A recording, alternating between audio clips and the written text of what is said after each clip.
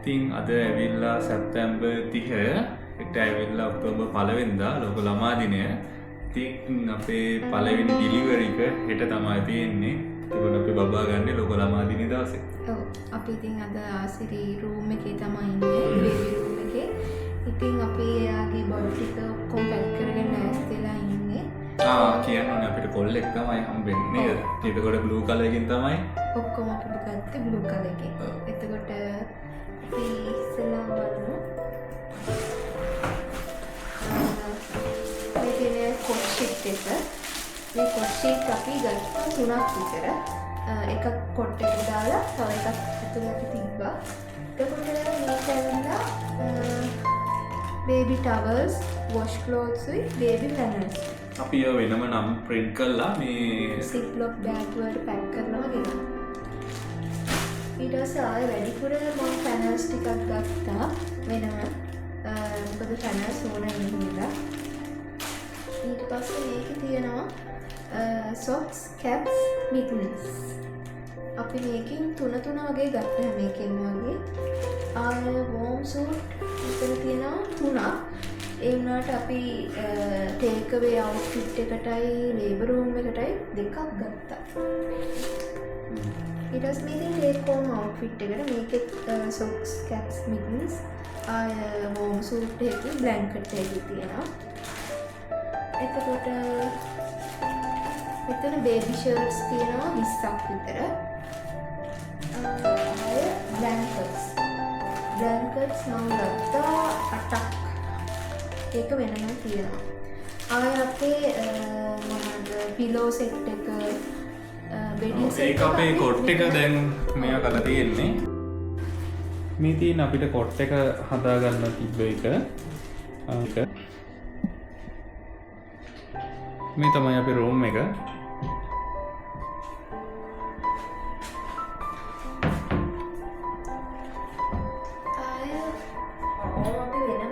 ඉඩ නැති හින්දා බෑග් එකේ අපි ට්‍රැවලින් බෑග් එකේ ගෙනල්ලා නැපි ටික අපි වෙනම මේවක තියාගත්තා කබඩ් එකේ.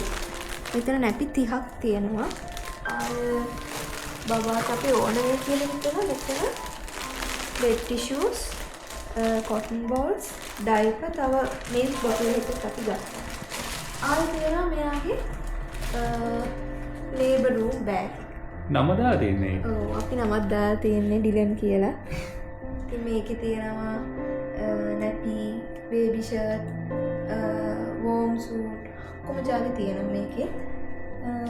ඉතින් එච්චරයි. ආය මගේ වෙනම තියෙනවා. මේ තියෙන්නේ මගේ ඇඳුම් ටික. මෙතන ක්‍රොක්ස් දෙකක් තියෙනවා.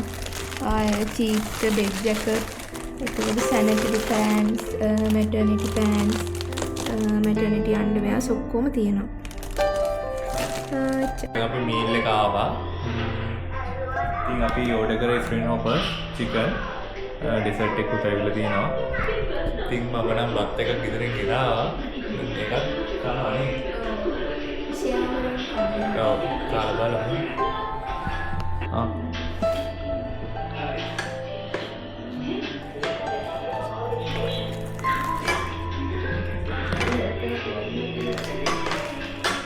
එන්න ඉංකලේ.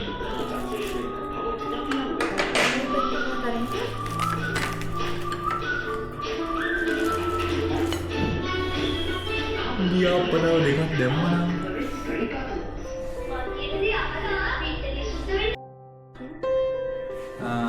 දැන් වෙලාව ඇවිල්ලා 9:00යි. ඉතින් අපිට දැන් හෙට උදේ 5ට නේද කිව්වේ ඩොක්ටර් ආවා හවස. අපි 6:00 වගේ නෑ අපි මාලිගාවේ ගිහිල්ලා ඔව් අපි ගෙදරින් පිටත් වෙද්දී කොහොමත් 4:00 විතර ඇතිනේ. ඔව් 4:00 වගේ වුණා. මාලිගාවට ගිහිල්ලා මෙහෙට එනකොටම 5:45 වගේ වුණා. ඊට පස්සේ අපි ඇඩ්මිට් වෙලා අවශ්‍ය ඩොකියුමන්ට් ටික ෆිල් කරලා මේ ඔක්කොම කරාට පස්සේ අපිට රූම් එක හම්බුණා. ඉතින් ඩොක්ටර්ත් ආවා. මේ ස්ටාෆ් එකත් හරි හොඳයි. ඉතින් අපි ලෙක්කෙමත් හම්බුණා. අපිට නිදිමතයි දැන්. ඉතින් අපි හෙට ඩිලිවරි එකකින් පස්සේ ආයෙ වීඩියෝ එකක් ගේමු. ඔව් හෙට ඩිලිවරි එකේදීත් වීඩියෝ එකක් කරමු. ඔව් එහෙම තමයි අපි හිතාගෙන ඉන්නේ. බලමු කොහොම වෙයිද කියලා. එහෙනම් good night හැමෝටම. bye. bye.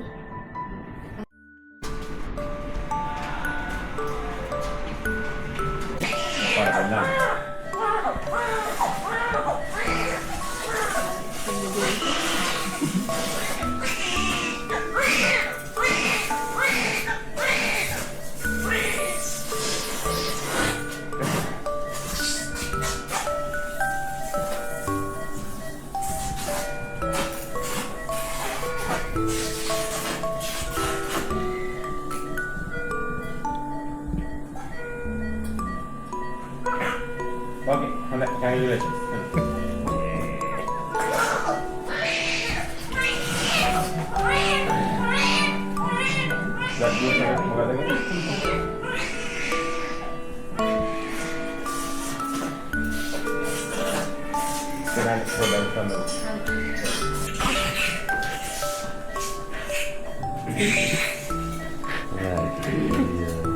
Dia tambah satu.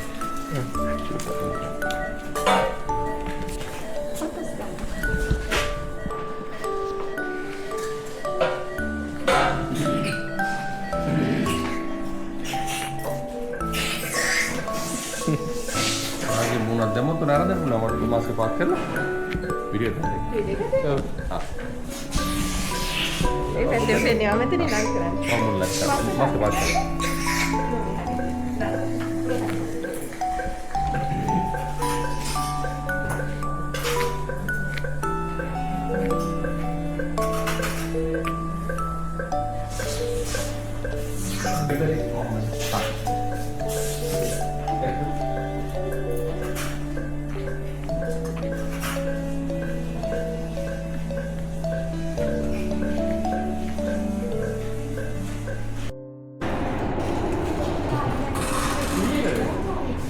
Koleksi itu lah.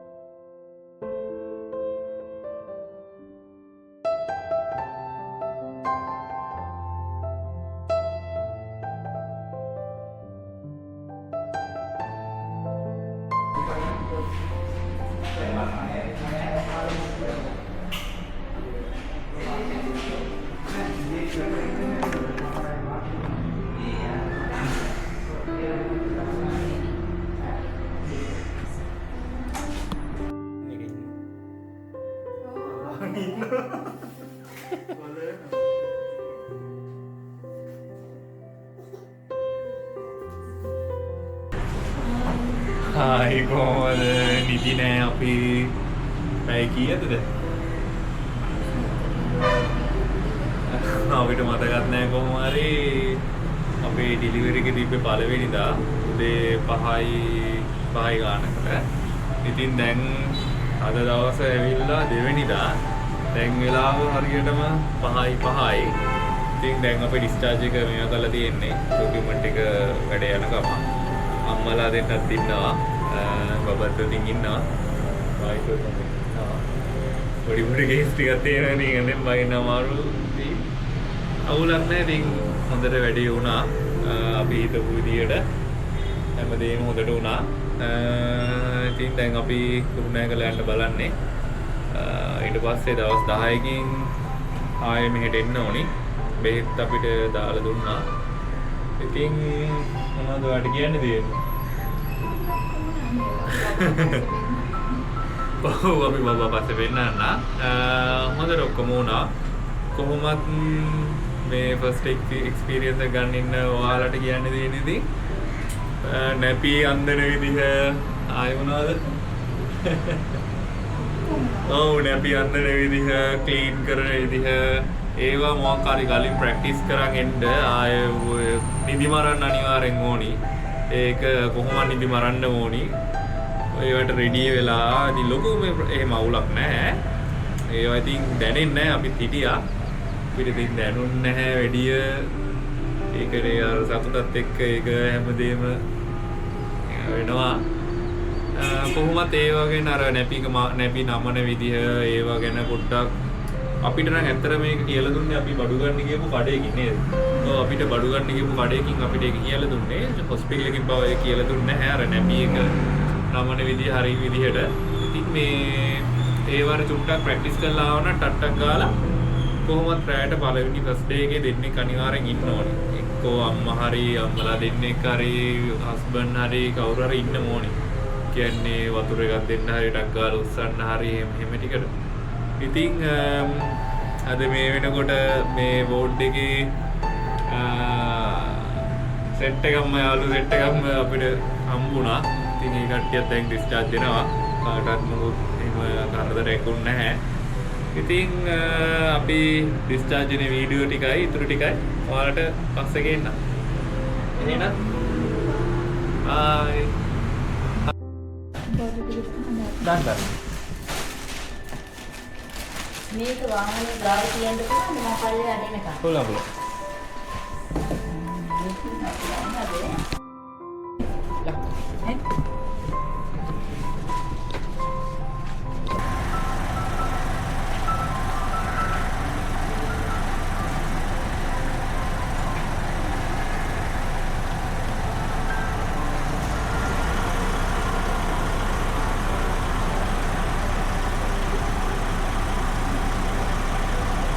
දැන් 99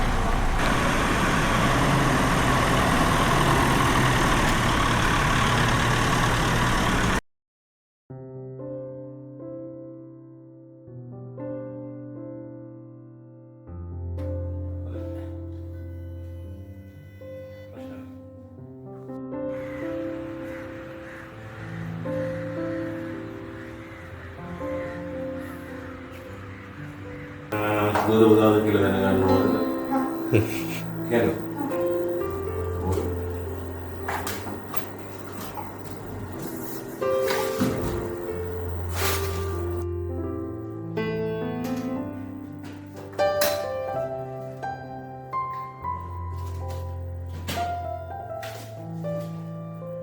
වරදින හොඳයි.